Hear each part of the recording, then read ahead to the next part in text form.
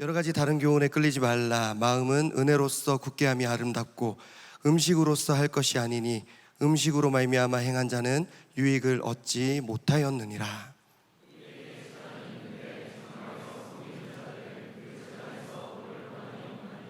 이는 죄를 위한 짐승의 피는 대제사장이 가지고 성소에 들어가고 그 육체는 영문 밖에서 불사름이라.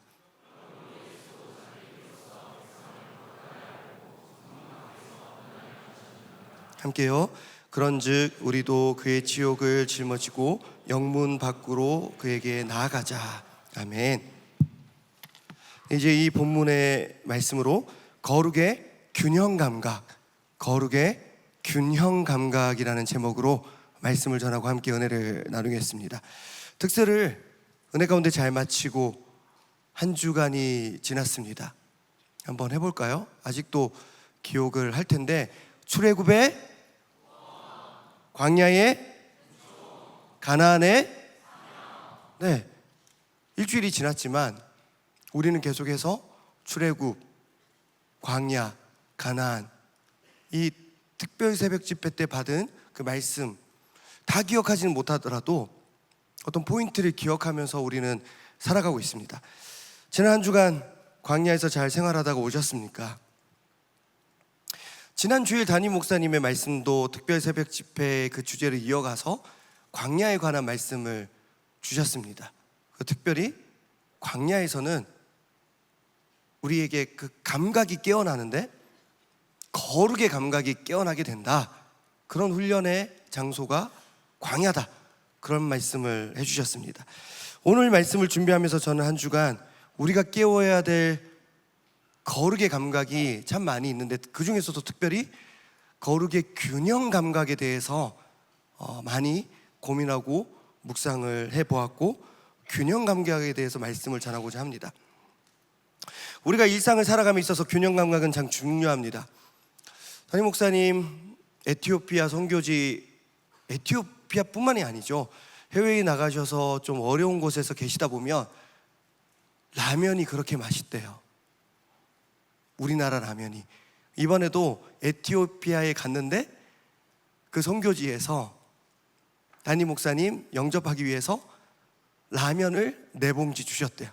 근데 담임 목사님께서 그거를 못 드셨대요. 이게 얼마나 귀한데.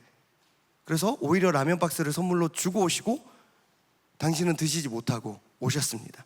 그런데 이 라면 하나를 끓일 때도 균형 감각이 중요합니다. 예를 들어 보겠습니다. 진라면은 종류가 2가지가 있습니다. 뭐랑 뭐가 있습니까? 순한 맛과 매운맛. 여기도 보면 매운맛 좋아하는 사람은 매운맛부터 얘기하고요, 순한 맛 좋아하는 사람은 순한 맛을 얘기합니다. 보니까 여기가 청년부인가요? 그러니까 이제 매운맛을 못 먹는 나이가 된 거죠. 주로 여기가 이제 순한 맛을 얘기하고, 그러니까 건강 지켜야 되니까. 여기는 아직 정신 못 차리고 매운맛을 먹어도 됩니다, 아직. 그리고 다시 청년부 올라와서 회복하면 되니까. 자, 매운맛과 순한 맛이 있습니다. 매운맛을 좋아하는 사람은 매운맛 먹으면 되고, 순한 맛 좋아하는 사람은 순한 맛 먹으면 됩니다. 말씀을 준비하면서 이런 생각이 저에게 찾아왔습니다. 그렇다면 중간 맛을 좋아하는 사람은 어떻게 해야 하지? 중간 맛은 없습니다. 그 오뚜기에서, 그 오뚜기는 그 균형 잡힌 거잖아요. 그 오뚜기에서 중간 맛 없이 그 좌우로 치우친 맛만 만들고 있는 거예요. 생각해 보셨습니까? 매운맛과 순한 맛만 만들고 그 오뚜기가 중간 맛을 안 맞는 거죠.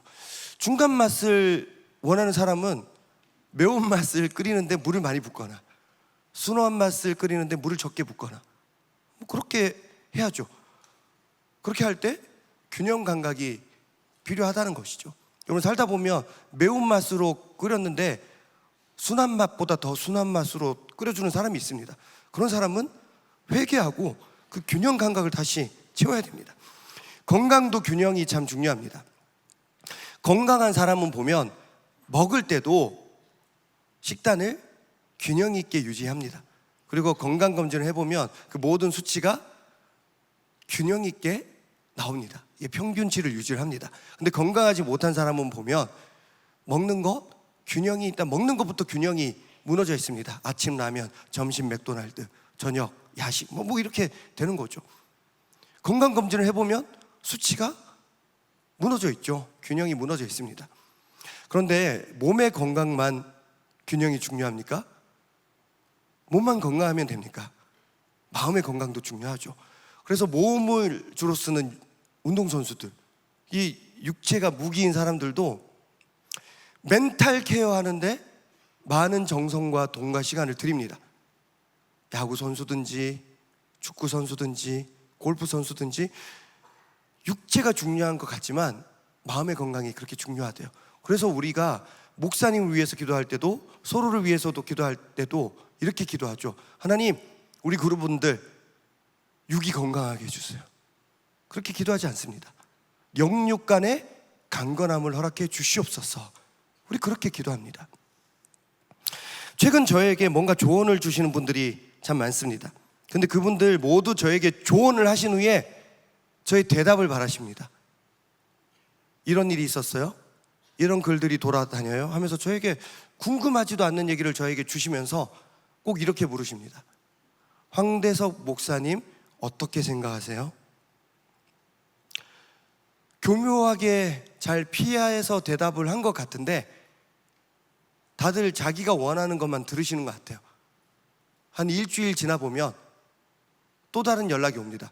황 목사님 그렇게 대답하셨다면서요. 황 목사님 입장이 이렇다면서요. 그렇게 다시 저에게 반대편에서 또 물어보십니다. 마치 제가 어느 한쪽 편에 서야만 하는 것처럼 여기저기서 많은 조언과 이야기들을 해주시고 또 저의 입장을 너무나도 쉽게 판단하고 결론을 내립니다. 그래서 저는 균형을 유지하는 것이 너무 어렵다. 그것이 저의 고민입니다. 그래서 요즘은 말을 하는 것이 좀 피곤합니다. 지난 수요일 저녁에 수요 기도회 때 담임 목사님께서 선교지에서의 경험을 말씀하시면서 이런 말씀을 하셨습니다. 너무 많은 분들이 담임 목사님께 여기 상황은 이렇습니다, 저기 상황은 이렇습니다, 다들 계속 말씀을 하시는 거예요. 계속 듣기만 하신대요. 그래서 너무 듣기만 하다가 힘들어서 어느 날 하루는 아침 식사 장소에 나가지를 않으셨대요. 그 전에 이런 말씀을 하셨대요. 어떤 성도님들이 원로 목사님께 기도하러 오셔서 삶의 문제를 막 하시면 담임 목사님께서 됐다 하나님 함께 하신다, 믿지? 예, 믿습니다, 가라.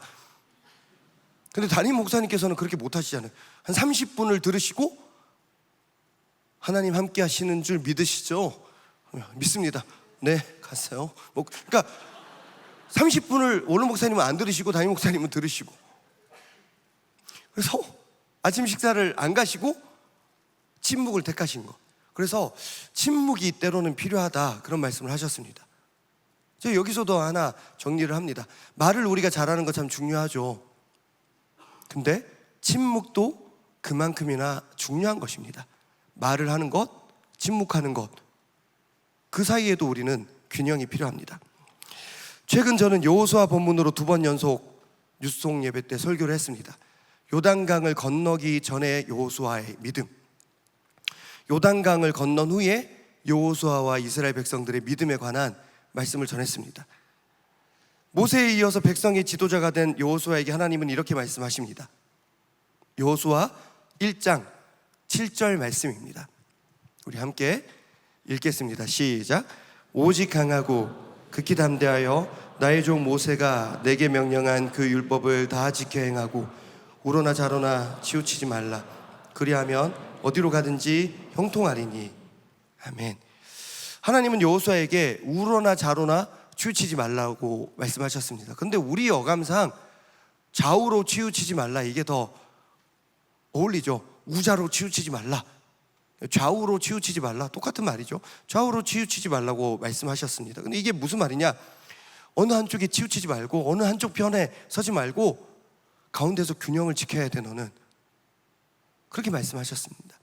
그런데 이 똑같은 내용의 말씀이 오늘 우리가 함께 읽은 히브리서 13장 9절부터 시작되는 이 본문에도 나옵니다. 9절은 이렇게 시작됩니다.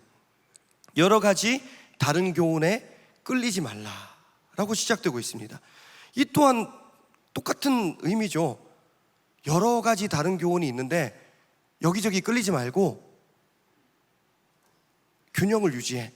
그런 말씀입니다. 자, 이런 말씀이 나왔다는 것 자체가 히브리서 당시 성도들의 상황을 설명합니다. 히브리서 당시 이 히브리서 편지를 받았던 성도들의 상황은 여러 가지 교훈에 이리저리 흔들렸습니다. 균형을 유지하지 못했습니다. 분명 예수님 믿고 구원을 받았습니다. 예수님만 믿으면 천국 갔다는 구원의 확신도 있었습니다. 그런데 세월이 점점 지납니다. 다시 돌아오겠다고 약속하신 주님은 여전히 돌아오지 않고 계십니다. 그런 상황 가운데 기독교는 계속 핍박을 받는데 유대교는 잘 살고 잘 먹고 지내고 있습니다. 의심이 찾아옵니다. 우리도 뭔가 해야 되지 않을까, 유대교처럼? 예수님만 믿으면 된다고 들었는데 유대교 애들은 제사 지내잖아. 성전에서 제사 지내고 일주일 내내 성전에서 기도하기도 하잖아. 벽 붙잡고 기도도 하고. 우리도 그렇게 해야지 되지 않을까? 쟤네들이 우리보다 좀 더 열심인 것 같은데? 그런 마음이 들었습니다. 결국 그들은 예수 그리스도 외에 여러 가지 다른 교훈에 끌리게 되는데 그들이 따랐던 여러 가지 다른 교훈 중에 대표적인 것이 바로 율법입니다. 그리고 그 율법에서도 이 제사가 그들의 마음을 가장 크게 사로잡습니다. 제사를 지냄으로 그들은 내가 좀 더 거룩해졌어, 그런 확신을 얻었고, 짐승을 잡아서 죽여서 제사를 드림으로써 자기 마음은 좀 평안함을 누리는, 양다리를 걸치는 거죠. 기독교인인데 예수님만 믿으면 구원받는다, 그런 신앙인데 제사도 함께 드리는 그런 상황입니다. 이런 상황에서 히브리서 저자는 간곡하게 당부를 합니다. 우리 9절 말씀, 우리 히브리서 13장 9절 말씀 다시 한번 읽겠습니다. 시작. 여러 가지 다른 교훈에 끌리지 말라. 마음은 은혜로서 굳게함이 아름답고 음식으로서 할 것이 아니니 음식으로 말미암아 행한 자는 유익을 얻지 못하였느니라. 아멘.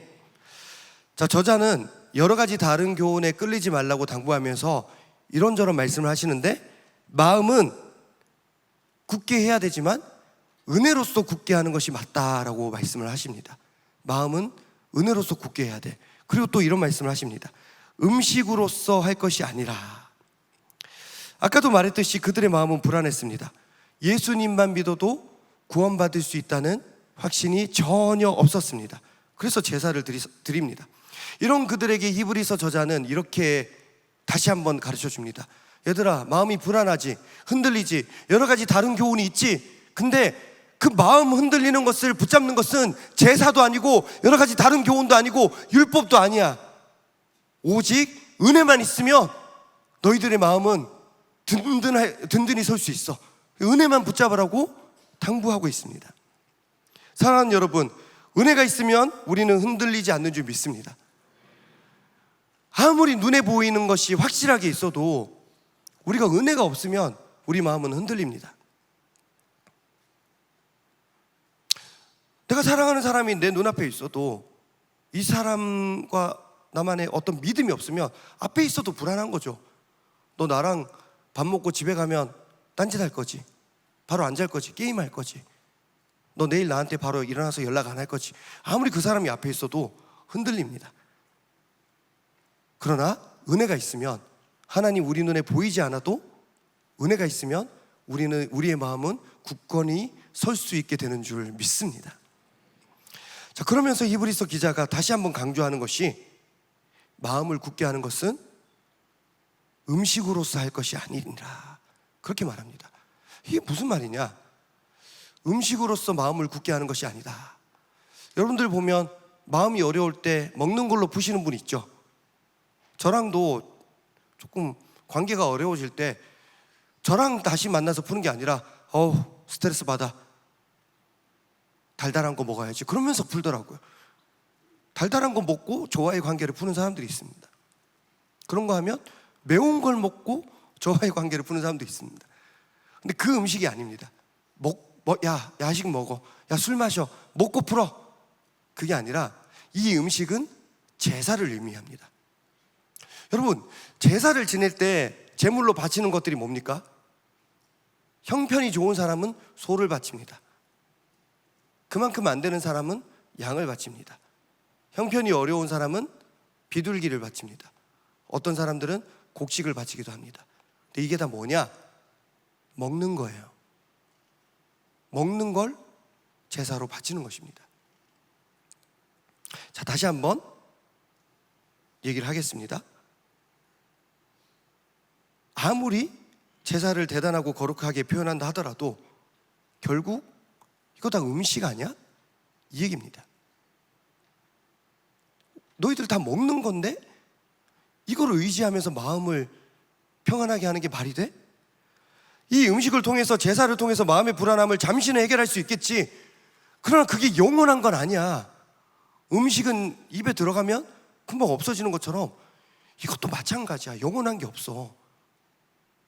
영원한 게 아니야. 사랑하는 여러분, 우리는 은혜 안에 거하는 삶을 살아야 할 줄로 믿습니다.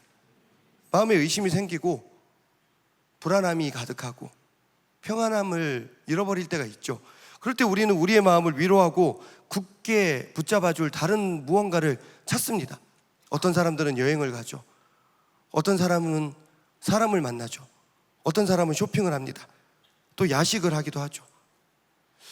이 중에서 그런 사람이 있는지는 모르겠는데 혹시 뭐 부적 파는 사람이 있습니까? 부적 같은 거 안 하죠? 그런 사람들이 있대요. 교회 다니면서 부적을 만드는 사람이 있대요. 얼마 전에 우리 수련회 끝나고 계속해서 여러 일정이 있는 바람에 청년대학부 교육자들 수련회 마치고 우리 식사 한번 하는 거를 어제 드디어 했습니다. 그런데 식사하러 가는 길에 영적인 이재민 목사님이 발견한 가게가 있습니다. 타로 사주. 그러면서 이재민 목사님이 이런 말씀을 하시더라고요. 이렇게 웃으시면서 이게 말이 됩니까? 타로와 사주를 같이 보는 게 말이 됩니까? 듣고 보니 그런 것 같아요. 타로는 서양점 같은 거고 사주는 동양점인데 이걸 어떻게 같이 할 수 있지? 혼혈인가? 하여튼 모르겠어요. 여러분들 혹시 운세를 보는 사람이 있습니까? 마음을 편하게 하기 위해서? 자, 그런 거 하면 어떤 사람들은 난 신앙인이니까 교회에 가서 마음을 다잡아야지. 그런 사람들이 있습니다. 참 훌륭하죠. 바람직하죠. 교회 다니는 사람이 세상의 것들을, 귀신의 것을 의지하면서 마음을 붙잡는 것이 아니라 교회에 와서 시간 보내면서 마음을 붙잡는 것 참 훌륭합니다. 그러나 정말 우리의 마음을 붙잡는 것은 오직 은혜인 줄로 믿습니다. 심지어 교회에 나와서 활동하고 봉사하고 시간 보내는 것도 그것만이 내 마음을 붙잡아주는 수단이 되면 안 됩니다. 은혜가 없으면 활동과 봉사, 아무리 교회 안에서 열심히 해도 그거는 의미가 없습니다. 우리는 은혜 안에 살아야 하는 줄 믿습니다. 히브리서 당시 교인들 구원받기 위해서 또 마음의 평안함을 얻기 위해서 열심히 노력했죠. 여러 가지 다른 교훈 기웃기웃거리고 율법책 다시 보고 특별히 제사 열심히 지내고 계속 성전 안에서 살다시피 했습니다. 그들은 이렇게 생각했습니다. 세상과 멀어질수록 교회에서 머무는 시간이 많아질수록 제사에 돈을 많이 쓸수록 곡식보다는 비둘기, 비둘기보다는 양, 양보다는 소를 바칠수록 하나님 기뻐하시겠지. 더 내가 거룩한 삶을 살게 되는 것이고 내 죄는 깨끗해지겠지. 이런 그들에게 히브리서 저자는 직격탄을 날립니다. 오늘 본문 10절, 11절 말씀입니다. 우리 함께 이어서 읽겠습니다. 시작. 우리에게 제단이 있는데 장막에서 섬기는 자들은 그 제단에서 먹을 권한이 없나니 이는 죄를 위한 짐승의 피는 대제사장이 가지고 성소에 들어가고 그 육체는 영문 밖에서 불사름이라. 아멘. 자, 너희가 그토록 제사를 의지하고 있는데 제사를 지내는 제단, 즉 성전이잖아요. 성전을 사모하고 있잖아. 너희들 교회에서 살다시피 일주일 내내 세상에 안 머물고 성전에서 사는 사람들도 있잖아. 근데 그 성전에서 제사를 담당하는 제사장들, 그 제단에서 음식을 먹을 수 있어? 그렇게 묻는 것입니다. 자, 쉽게 설명을 드릴게요. 장막에서 섬기는 자들은 제사장들입니다. 근데 제사장들이 짐승으로 제사 드린 것들을 먹을 수 있냐? 그렇게 묻습니다. 읽어보면 뒤에 답이 나오지만 못 먹습니다. 왜요? 제사장들은 그 짐승을, 그 음식을 제단에서 먹을 수가 없습니다. 피는 대제사장이 가지고 성소로 들어갑니다. 뿌립니다. 그 피를 제외한 살코기, 뼈, 가죽, 육체는 밖에서 다 태워버립니다. 그러니까 대제사장이 피를 가지고 가지만 그것도 대제사장이 먹는 건 아니죠. 정결하게 하기 위해서 뿌리는 거기 때문에 결국 짐승을 죽여서 그 음식으로 제사를 한다고 해서 그 음식을 너희들도 못 먹지만 제사장들은 먹을 수 있어요. 제사장들도 못 먹어.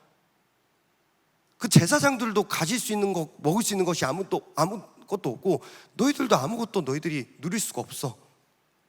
음식은 우리에게 아무 유익을 주지 못해. 그렇게 얘기하는 겁니다. 심지어 예수님도 항상 성전 안에만 머무셨던 것이 아니었습니다. 한번 생각을 해봅시다. 예수님께서 우리를 구원해 주셨습니다.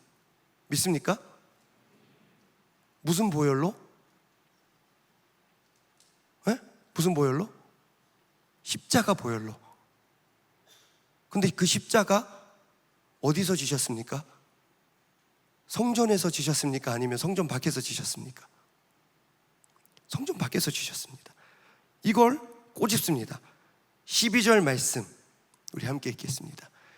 그러므로 예수도 자기 피로써 백성을 거룩하게 하려고 성문 밖에서 고난을 받으셨느니라. 아멘. 생각해 보신 적 있습니까? 우리가 교회를 보면 교회에 십자가가 있는 거 가지고 조교회는 왜 십자가가 없어? 희한하다. 한때는 우리 명성교회 구성전 베들레헴 성전을 보고 이상하다고 생각하는 사람도 있었습니다. 뭐야, 저 교회는 왜 십자가가 쌍십자가야? 십자가가 있어야 교회다. 교회하면 십자가다.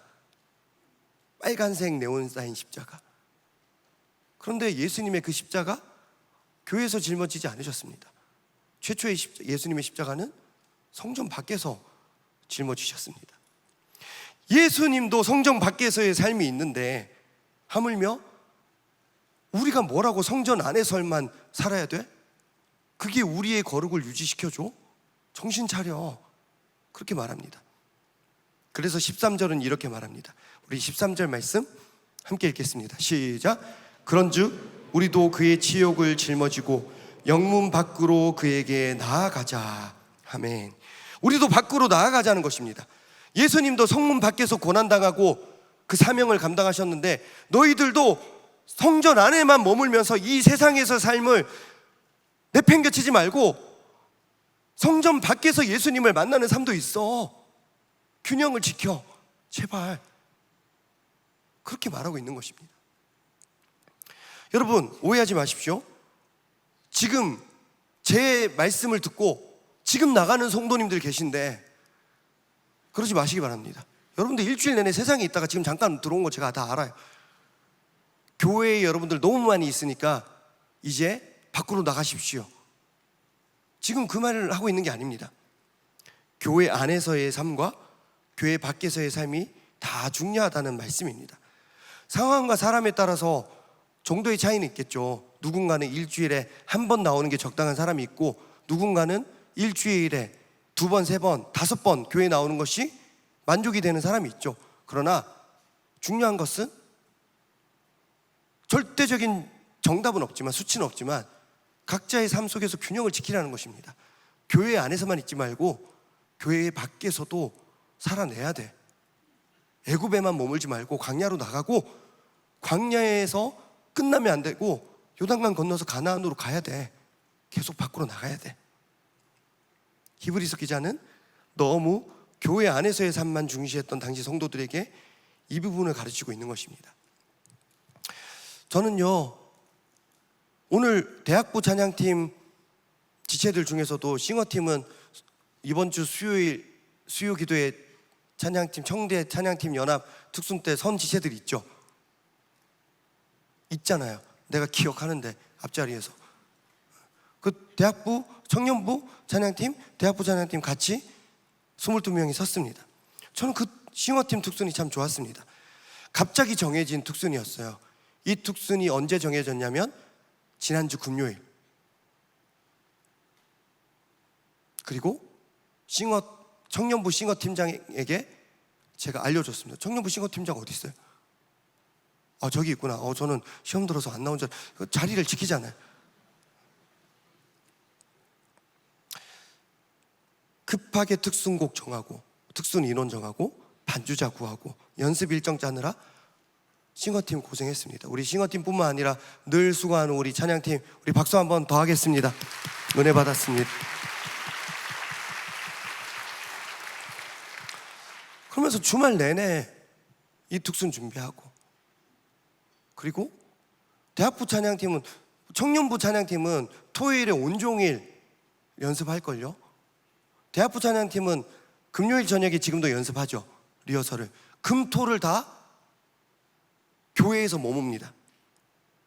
매주 주말마다 사적인 삶 다 포기하고 교회에서 살다시피 하는 찬양팀입니다. 이처럼 교회 안에서만 살다시피 하는 사람들이 히브리서 당시 성도들의 삶이었습니다. 지금 듣다 보니 이건 뭔가 우리가 잘못한 건가? 웃자고 한 건데, 근데 그런 사람들에게 히브리서 기자는 교회 밖에서의 삶도 중요해, 그렇게 말하고 있는 것입니다. 수요 기도회 때 그 싱어팀 특순이 참 고마웠던 것은, 제가 듣고 싶었던, 좋아하는, 참 은혜 받은 찬양이 있었는데 이 찬양 해줘라고 제가 싱어팀장에게 얘기를 했는데, 그 찬양이 듣기는 좋은데 너무 특순으로 하기에는 처지거든요.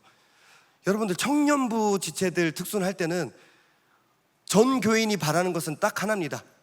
신나고 빠른 곡. 또 엇박으로 박수 치는 것보다 정박으로 박수 칠 수 있는 거, 그런 거 원합니다. 근데 제가 그 광야로라는 곡을 불렀으면 좋겠다고 얘기했는데, 고민해 볼게요. 이게 너무 처지는데. 그렇지만 그거를 처지지 않게끔 이번 특별 새벽 집회 때 원로 목사님과 함께 많이 불렀던 찬양 행복, 그 균형을 잘 이뤄서 너무 아름다운 특순을 해주셨습니다. 그런데 저 행복이라는 찬양, 솔직히 저는 이 찬양을 부를 때마다 제 속마음은 가사와 반대일 때가 있습니다. 여러분들 다들 이런 생각 해보시잖아요. 화려하지 않아도 정결하게 사는 삶. 근데 저는 이런 생각이 드는 거죠. 정결하지 않아도 화려하게 사는 삶. 이게 더 좋지 않나? 가진 것이 없어도 적어도 감사하며 사는 삶.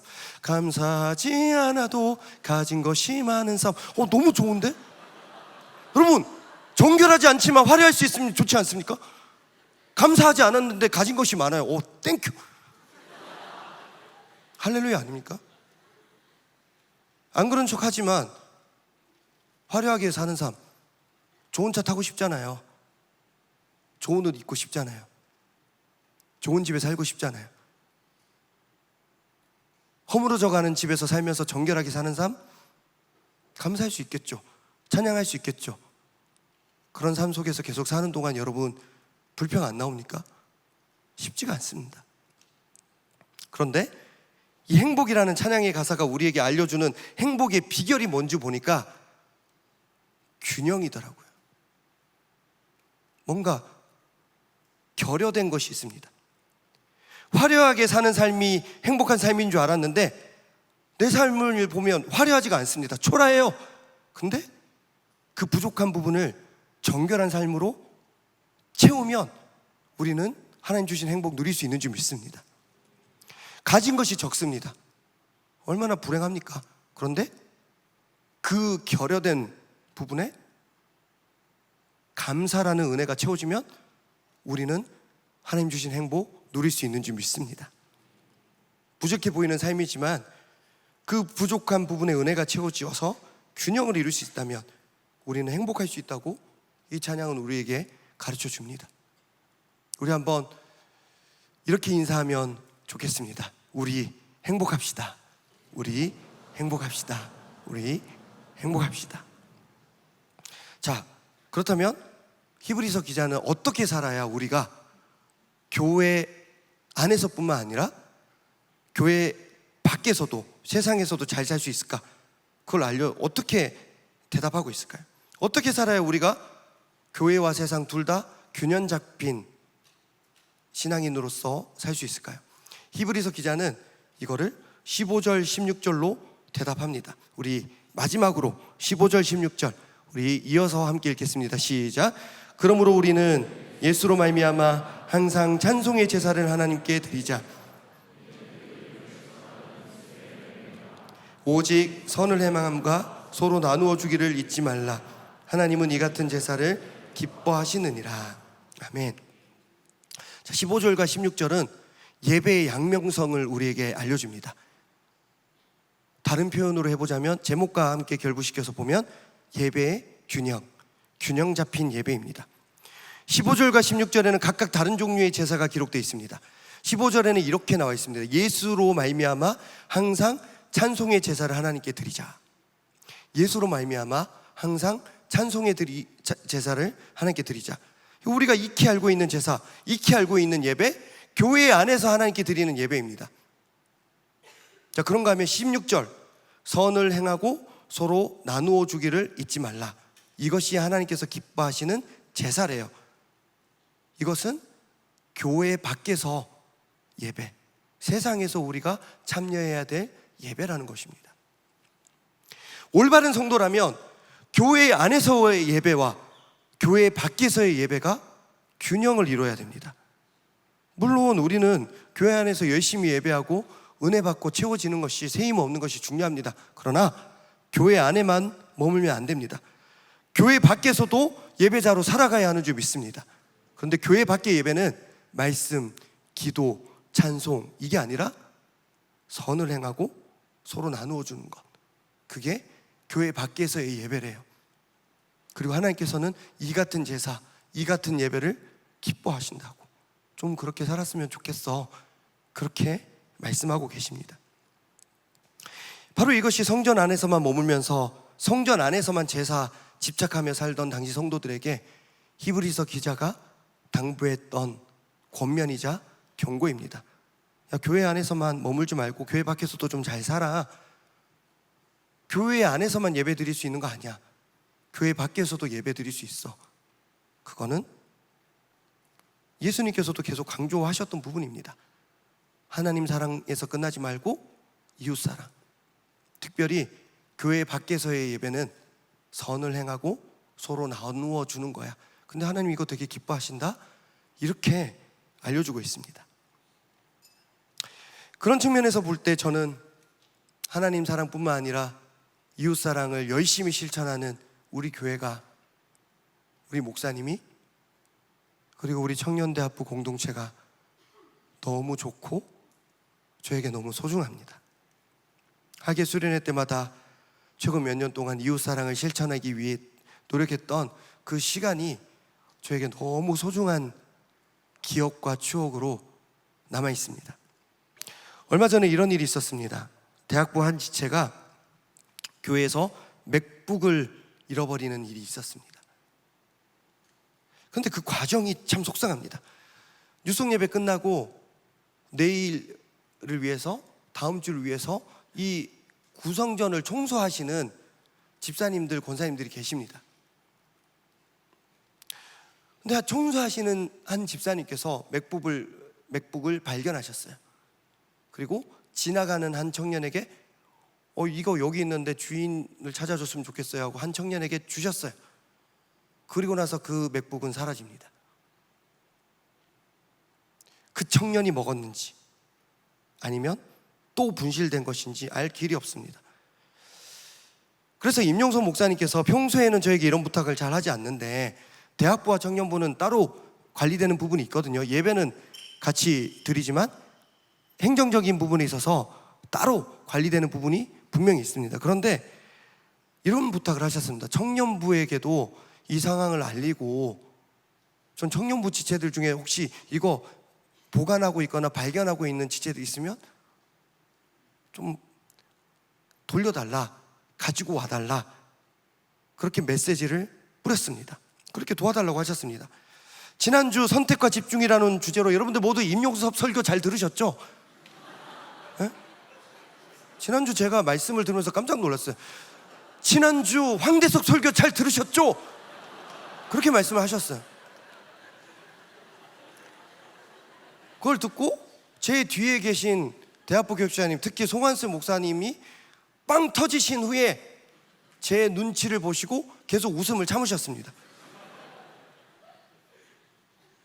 저는 웃음이 나오진 않고 그냥 참았죠. 나가고 싶었죠. 영문 밖으로, 성문 밖으로 나가고 싶었죠. 저는 진짜 십자가에 매달고 싶었어요. 그렇지만 이게 나의 십자가인가? 아무튼 그 임용섭 설교, 집에 댁에 돌아가시자마자 사모님께서 오늘 내셨대. 왜 황대석 설교라고 하면 어떡해? 그래서 제가 한 번은 임용석 설교라고 해야지 또 저분이 용섭이가 편할 것 같아가지고 한번 따라해 봤습니다. 선택과 집중. 아무튼 평소에는 임용석 목사님께서 이런 선택을 잘 하지 않으시는데 이번에는 이런 집중을 하셨습니다. 청년부에서도 좀 집중해 달라고. 안타깝게도 청년부 리더들에게 다 공지를 했는데 맥북을 찾았을까요? 못 찾았을까요? 네, 못 찾았습니다. 그런데 한 청년부 지체가 저에게 연락이 왔습니다. 목사님, 익명으로 그 지체를 돕고 싶어요. 그 맥북을 새 걸로 사실 수는 없지만 중고 정도는 살 수 있게 제가 보태고 싶어요. 그리고 좀 전해달라고 저에게 부탁을 했습니다. 그래서 맥북을 잃어버린 그 대학부 지체를 불러서 이런 상황이 있어. 그리고 그 지체에게 이체를 했습니다. 며칠이 지났는데 그 대학부 지체가 저를 보더니 노트북을 딱 보여주면서 목사님, 이거 사진 찍어서 그 청년부 선배님께 좀 전해줄 수 있을까요? 그래서 제가 찍어서 전해줬어요. 그랬더니 그 청년부 지체가 너무 예쁜 노트북 잘 샀네요. 그래서 또 전해줬어요. 그랬더니 그 대학부 지체가 장문의 감사 인사를 또 메시지 보내서 제가 전해줬어요.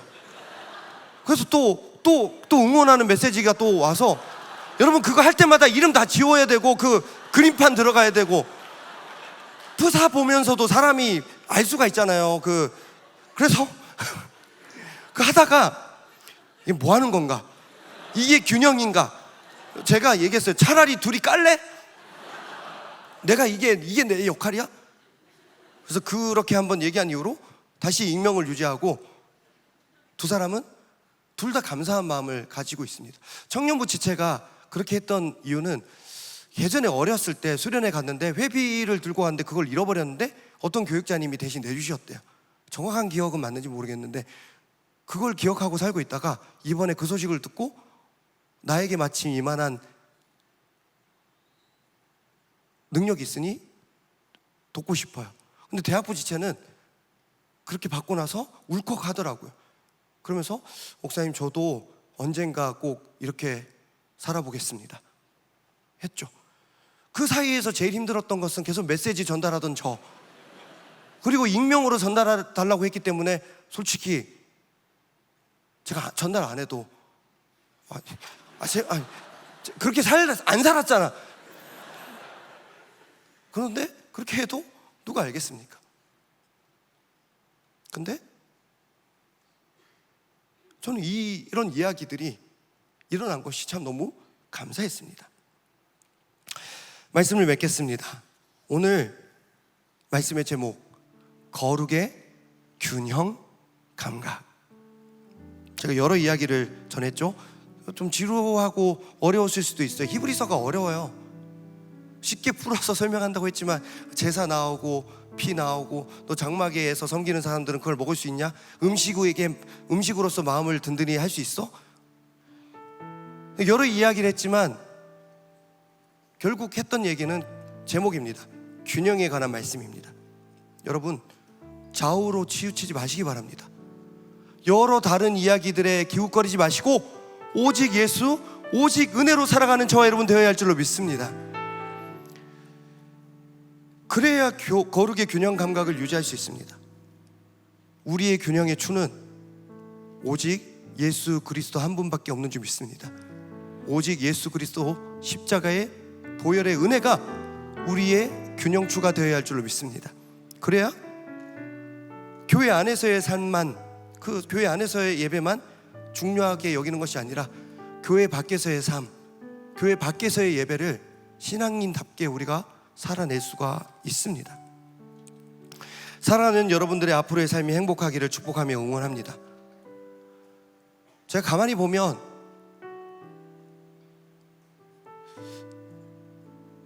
여러분들 정말 행복한 게 저의 기도 제목이거든요. 어떤 청년이 저에게 목사님의 기도 제목은 뭐예요? 난 청년들이 행복한 게 기도 제목인데, 근데 행복이라는 찬양의 가사와 같이 여러분들이 행복했으면 좋겠는데 막상 세상에서 들려오는 소식을 들어보면 쉽지가 않습니다. 오늘 새벽에만 해도 우리 임원단 지체가 전화를 줘서 처음에 메시지를 보냈는데, 목사님 잠깐 통화 가능할까요?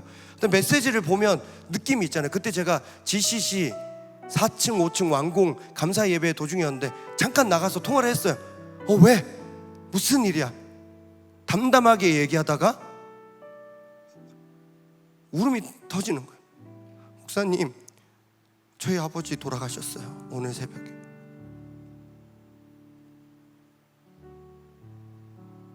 누구야? 내가 너한테 무슨 말을 할 수 있겠어. 기도하고 있을게. 잘 감당하고 있어. 오늘 예배 마치고 바로 갈게. 기다려. 여러분들의 삶 보면 기도한다고, 제가 여러분들의 행복을 위해서 기도한다고 해서 세상에서 늘 행복한 상황만 벌어지는 것은 아닙니다. 그러나 세상에서 결핍된 부분이 있더라도 은혜로 가득 채워지면 균형 잡힌 행복을 하나님께서 우리에게 선물로 주실 줄 믿습니다. 저는 여러분들 행복하기를 계속 기도할 겁니다. 사랑하는 여러분, 혹시 애굽에 치우친 삶을 살고 있다면 광야로 나아가서 다시 거룩의 감각을 깨우시기 바랍니다. 광야에서 40년 동안 살아가는 동안 어느 순간 그 광야의 만나와 메추라기, 구름 기둥에 안주하는 삶을 살고 있었다면 이제는 용기 내어서 요단강을 건너서 가나안 땅으로 가서 사명을 감당하기로 도전하시기 바랍니다. 가나안으로 향할 때 하나님께서 여호수아에게 당부하신 것은 너 좌우로 치우치면 안 돼. 너 하나님만 믿어야 돼. 가나안에서 한 곳에 치우치며 안주하는 삶을 살고 있었다면 좌우로 치우치지 않는 삶을 살기 위해 노력하시기 바랍니다. 그래야 우리는 균형 잡힌 거룩, 균형 잡힌 행복을 누리며 신앙인으로서 교회에서도 세상에서 승리할 수 있는 것입니다. 부족하지만 저는 그렇게 살아보려고 노력할 겁니다. 지금 있는 이곳이 너무 감사하고 좋고 행복하고 어쩌면 제 입맛에 맞게 이렇게 만들어 놓은 것 같은데, 이곳이 애굽이 되기 전에 저는 광야로 나아가보고자 합니다. 그리고 언젠가 광야가 너무 편해진다면 저는 또다시 요단강을 건너서 가나안으로 가려고 노력해보고자 합니다. 이 시간 함께 찬양할 텐데, 우리 지난 수요일에 우리 청년대학부 싱어팀이 특순했던 그 특순 그대로 고백할 겁니다. 우리 함께 성문 밖으로 나아가는 은혜가 찬양 가운데 있기를 축복합니다. 거룩의 감각이 깨어나는 광야의 은혜가 저 여러분에게 허락되기를 축복합니다. 특별히 어느 한 곳에 치우치지 않는 균형 잡힌 거룩의 감각이 오늘 이 저녁 저 여러분에게 허락되기를 축복합니다. 우리 함께 찬양하겠습니다.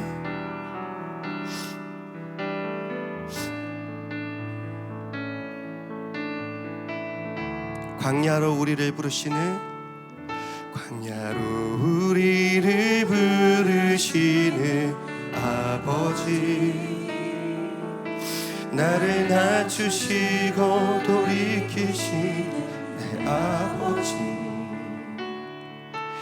고단한 삶 흔들린 삶 모두 버리고 주의 임재로 부족함 없는 그 광야로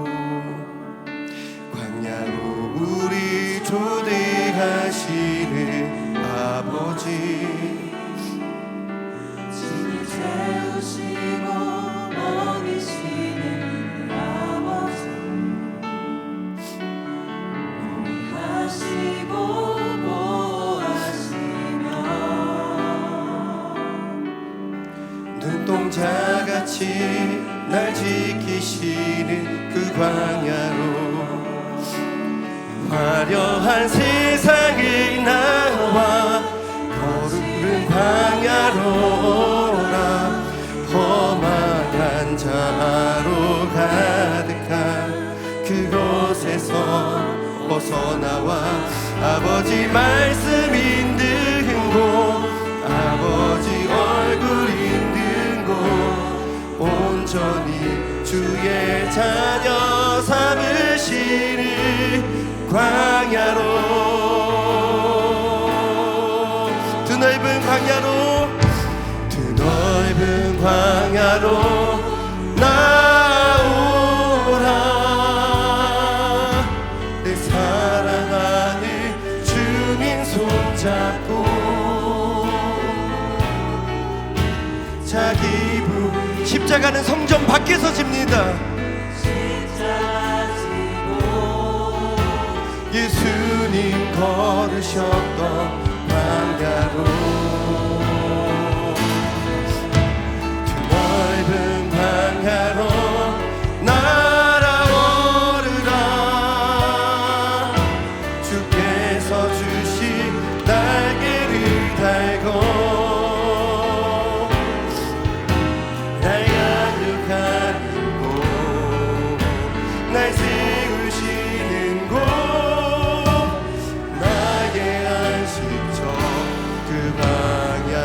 화려한 세상을 나와, 화려한 세상을 나와 거칠은 광야로 오라.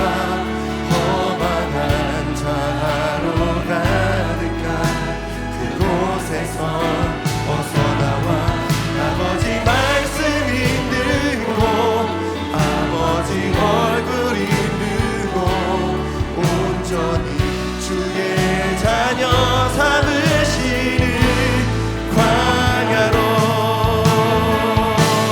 드넓은 광야로, 드넓은 광야로 나오라. 내 사랑하는 주님 손잡고, 다른 여러 가지 이야기들을 기웃거리지 마십시오.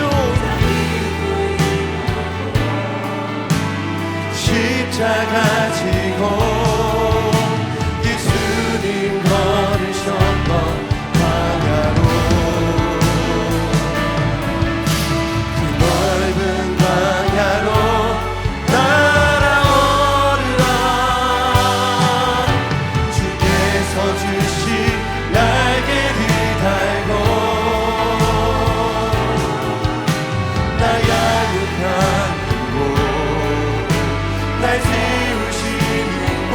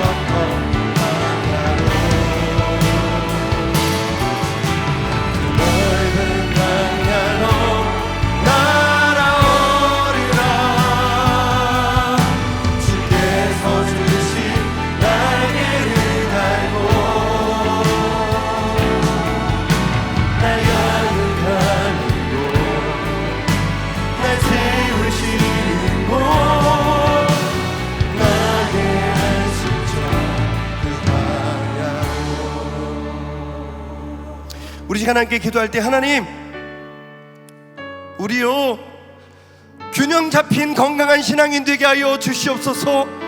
하나님, 우리 좌우로 치지지 않게 하여 주시옵소서. 여러가지 다른 이야기들에 흔들리지 않게 하여 주시옵소서. 오직 예수 그리스도만 붙잡게 하여 주시옵소서. 오직 은혜로 살아가게 하여 주시옵소서. 하나님, 우리 세상에서만 머물지 않게 하여 주시고 교회 안에서만 머물지도 않게 하여 주시고 애굽에서 광야를 지나 가나안으로 향하는 그 여정을 끊임없이 은혜로 감당하는 모든 청년들 되게 하여 주시옵소서. 우리 특별 새벽 집회 기간 동안 받은 은혜를 기억하며 우리 균형 잡힌 은혜를 구하며 우리 주여 세 몸을 짓고 기도하겠습니다. 주여, 주여, 주여.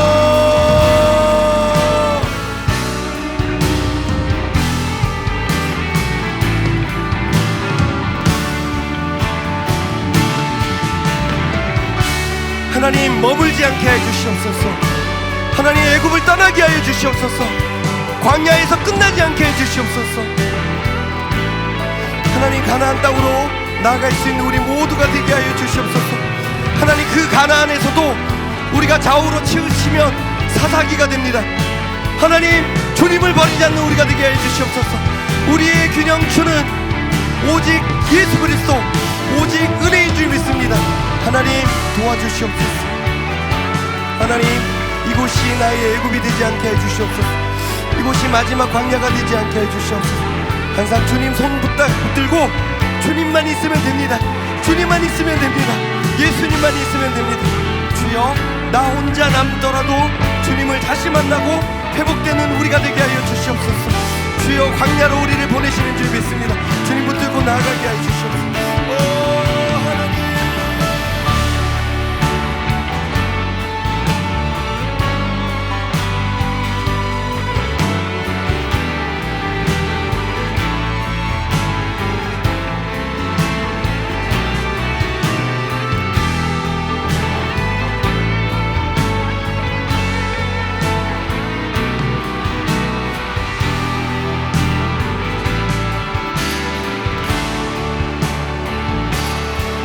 화려한 세상을 나와 거칠은 광야로 오라.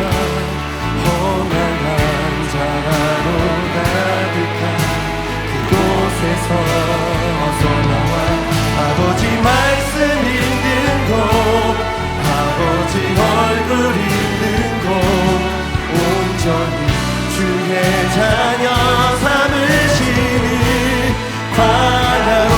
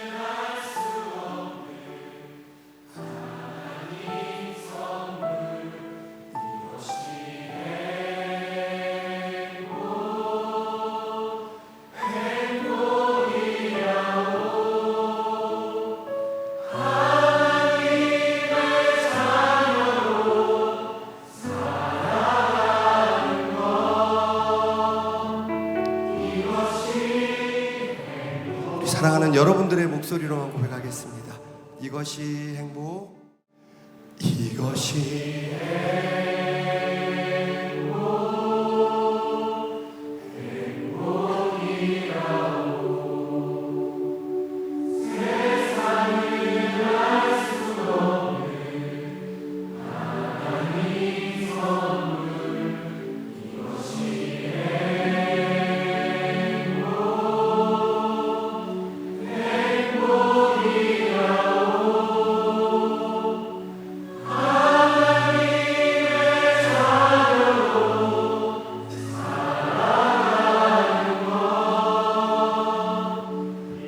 이것이 행복이라.